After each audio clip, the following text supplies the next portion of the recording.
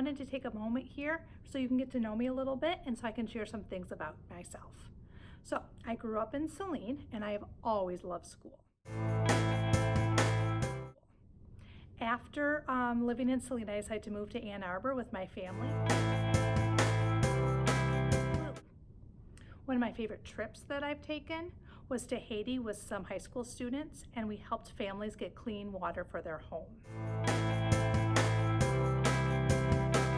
I've also loved doing some things as a teacher and as an assistant principal. I have loved doing a home run derby with my students. I've loved putting on a play with my students, and I have loved doing a zip line with my students.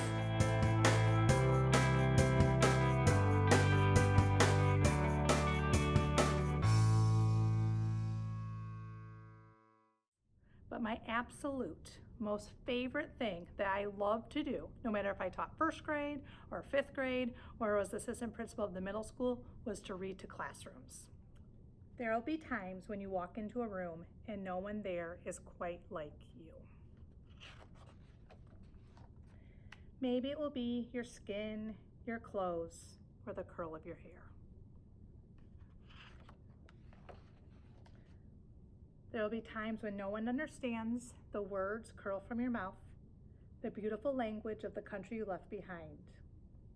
My name is Rigoberto. We just moved here from Venezuela. And because they don't understand, the classroom will fill with laughter until the teacher quiets everyone.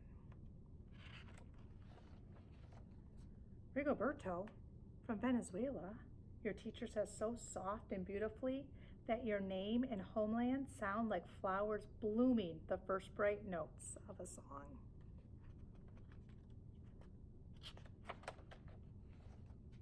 There will be times when the words don't come. Your own voice, once huge, now smaller, when the teacher asks, "What did you do last summer? Tell the class your story." "We went to France," Shyla says. "These shells came from a beach in Maine." A boy named Jonathan holds out a jar filled with tiny shells so fragile they look like they'll turn to dust in your own untraveled hands. "My whole family went to India, Spain, South Carolina." Each souvenir a small trumpet of a journey. Their travels going on and on.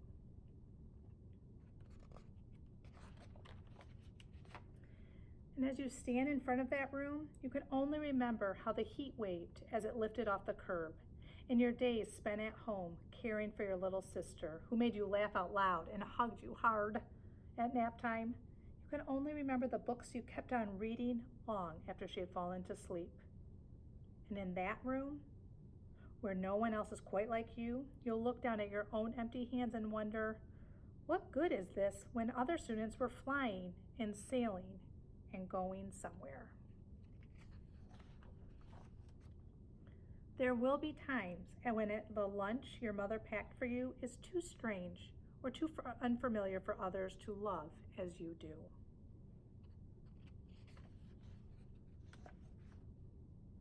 When even your own friend Nadia will wrinkle her nose and say, "What's in there anyway?" And you'll wonder how she doesn't see the rice beneath the meat and kimchi. You'll wonder why she doesn't remember that rice is the most popular food in the world. There will be times when the climbing bars are too high, the run is too fast and far, the game isn't one you can ever really play. "I don't want him on our team. You can watch. Maybe you can have a turn later." There will be times when the world feels like a place that you're standing all the way outside of.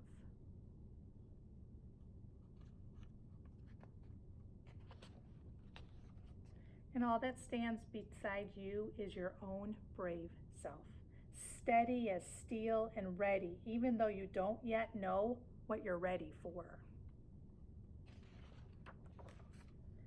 There will be times when you walk into a room and no one there is quite like you until the day you begin to share your stories.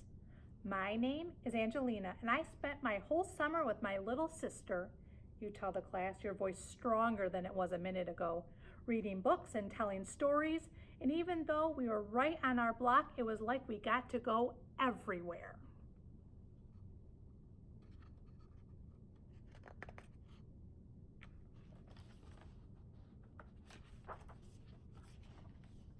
Your name is like my sister's, Rigoberto says. Her name is Angelina too.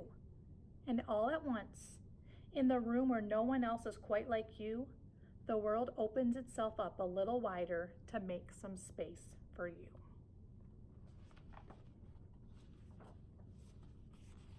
This is the day you begin to find places inside your laughter, in your lunches, your books, your travel, and your stories, where every new friend has something a little like you and something else so fabulously not quite like you at all. Now that I've introduced myself to you and you see a couple of my favorite things, I hope that you see me out and about, that maybe you introduce yourself to me. So maybe you'll see me at the park or the library or the grocery store. Please come up, introduce yourself, and I just can't wait to meet you.